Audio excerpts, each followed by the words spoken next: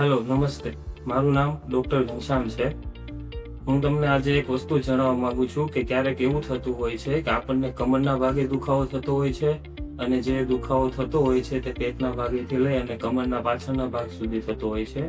અને ક્યારેક આપણે પેશાબ અટકીને બી આવતું હોય છે, અને ટીપે ટીપેથી આવતું હોય, અને પેશાબમાં બળતરા બી થતી હોય છે.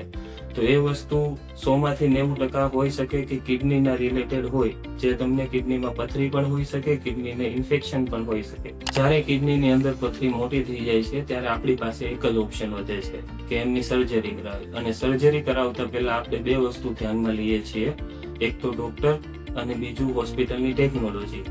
આપણે ધામેલિયા કિડની હોસ્પિટલની અંદર જે લેટેસ્ટ ટેકનોલોજીથી સર્જરી કરવામાં આવે છે તેમાં પેશાબના માર્ગેથી લેઝરને નાખી અને પથરીનો પાવડર કરી નાખે છે, જેમાં કોઈ કાપો ટાંકો કે અથવા કોઈ ચીરો મોટો આવતો નથી, જેનાથી એ સર્જરી સરળ બને છે. તમારા ફેમિલી મેમ્બરમાં અથવા તમારા ફ્રેન્ડ સર્કલમાં અથવા તમે આજુબાજુ કોઈ બી વ્યક્તિને જુઓ જેમને આ પથરીનો દુખાવો થતો હોય તો તમે આ રીલ એમને શેર કરી અને જણાવી શકો છો, અથવા તમે નીચે આપેલા નંબર ઉપર સંપર્ક કરીને વધારે માહિતી જાણી શકો છો. Thank you.